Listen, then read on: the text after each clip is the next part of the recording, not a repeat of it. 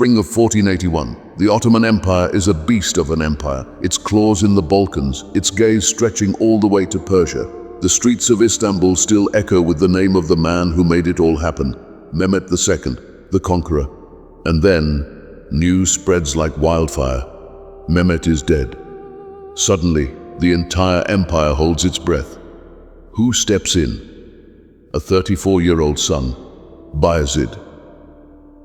And let me tell you, the moment he sat on that throne, the whispers began. He's not his father. Will he hold the empire together? This is the story of a man who proved power isn't just taken with a sword. Sometimes it's kept alive with patience, faith, and a mind sharper than steel. Bayezid II came into the world in 1447, right as his father was climbing toward legendary status. Imagine growing up knowing your father was conquering cities, toppling kings, and rewriting the map. Ottoman historians like Neshri describe Bayezid as a quiet thinker, pious, careful with his words, the kind of man who would listen to a room before speaking. Even European spies, Venetian envoys, reported back, this one, he's not reckless, he's cautious, he watches, he waits.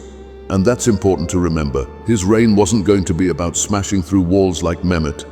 It was about taking the sprawling, messy empire his father left behind and making it run like clockwork. But first, he had to survive his own family. You see, the moment Bayezid took the throne, his younger brother, Cem, decided, nope, that crown's mine.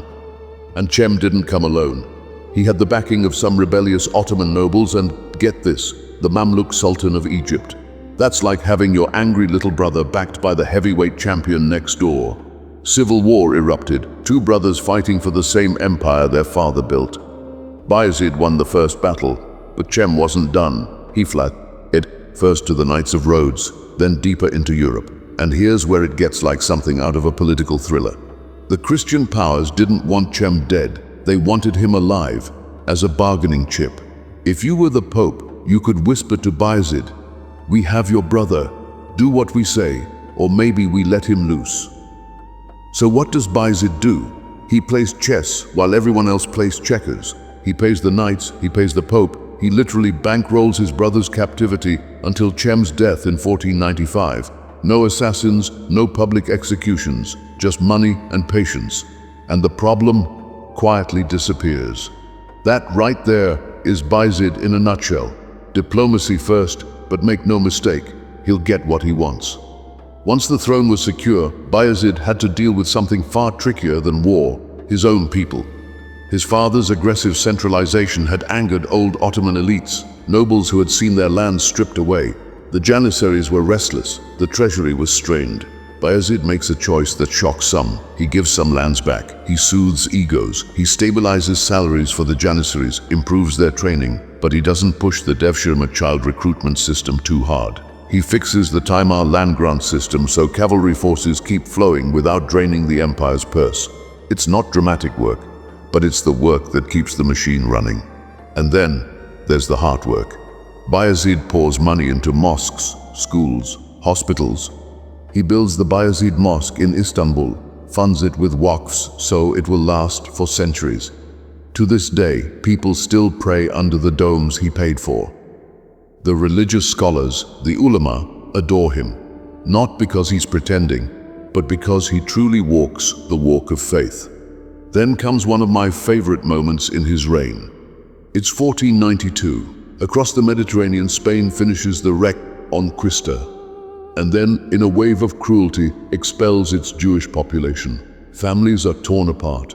Thousands of skilled doctors, traders, craftsmen, homeless overnight. And Bayezid, he doesn't just shrug and look away. He sends ships. He welcomes them in. These refugees land in Istanbul, Thessaloniki, Izmir, and almost instantly, these cities burst with new life. Trade networks expand, new technologies arrive, medicine advances. Bayezid even jokes, and this is recorded, that Ferdinand of Spain is a fool. You claim you've expelled them, but all you've done is make my empire richer. That decision didn't just boost the economy, it set the Ottoman Empire apart as a refuge in a time when Europe was pushing people out. Of course, Bayezid wasn't a total pacifist. From 1499 to 1503, he took on Venice in a fierce war for control of the Aegean. By the end, the Ottomans had snapped up key ports like Modon and Coron, locking down the sea lanes. In the east, the Mamluks were testing borders, but the real danger, the Safavids. Shah Ismail, the charismatic leader of a rising Shia power in Persia, starts encouraging Shia revolts in Anatolia.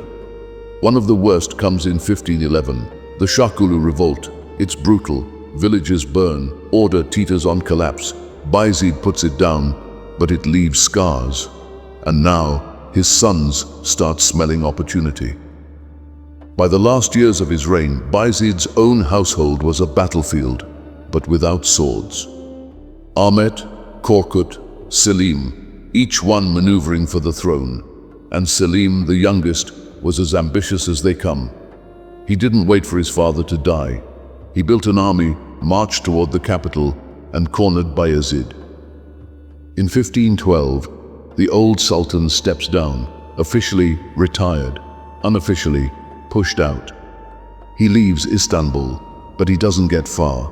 Within days, he's dead. Some say illness, some whisper poison.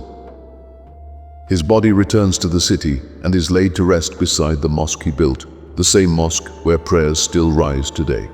Here's the thing, Bayezid II will never make the highlight reel like his father Mehmet or his son Selim. He didn't win Constantinople, he didn't carve half the Middle East into Ottoman territory, but without him, the empire could have cracked apart after Mehmet's death.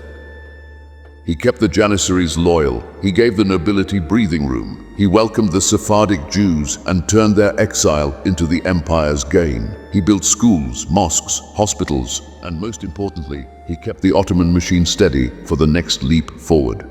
Next time, we dive into Selim I, the lightning storm who transformed the empire in less than a decade.